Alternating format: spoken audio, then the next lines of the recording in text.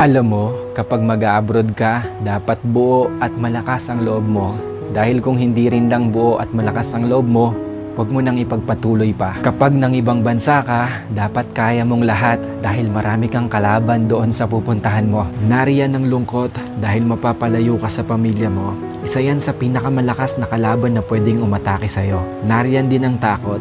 Takot at pagkabalisa kung maayos ba ang lugar na mapupuntahan mo. Maaari ka ring panghinaan ng loob dahil tanging sarili mo lang ang tutulong sa'yo sa oras ng pangangailangan mo. Pwede ka ding madepress dahil sa sobrang daming problema na darating sa'yo at lalo na hindi mo pa kasama ang pamilya mo sa tabi mo. Pagkawalan ng pag-asa na makakamit mo pa ba ang pangarap mo dahil kulang pa ang panggastos mo kaysa sa sinasahod mo.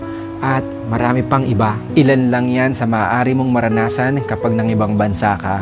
Pero dapat kapag nag-abroad ka, kaya mong magtiis at magsakripisyo para sa pangarap mo. Kaya mong indahin ang lahat ng lungkot para sa pamilya mo. Kaya mong kainin ang pride mo kahit na alam mong iba ang trabaho na madadatnan mo sa pupuntahan mo. Kaya mong magtiyaga ng matagal na panahon para sa mga minamahal mo. At kaya mo dapat makibagay lalo na't iba't ibang klase ng tao at nasyonalidad ang makakasalamuha mo. Kapag nag-abroad ka, lahat ng feelings ay mararamdaman mo.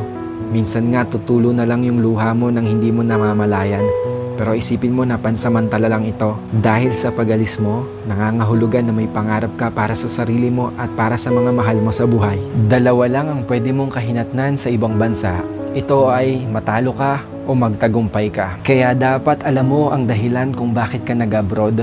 Hindi yung sinubukan mo lang dahil kung may dahilan ka, mas malaki ang tsansa na magtagumpay ka. Ang salitang abroad, masarap pakinggan lalo na sa mga taong hindi pa nakakaranas nito dahil ang nasa isip nila ay kapag nasa ibang bansa ka ay mapera ka o parang tumatay ka ng pera. Hindi porkit nag-abroad ay mapera na. Pagod at hirap ang katumbas ng bawat dolyar na iyong kikitain sa ibang bansa. Kahit sobrang nakakapagod, basta ang pamilya mo ay iyong mataguyod at mabigyan mo ng buhay na maginhawa kahit kapalit pa nito ay pangungulila. Kapag nasa abroad ka na, sobrang daming pagsubok ang iyong haharapin.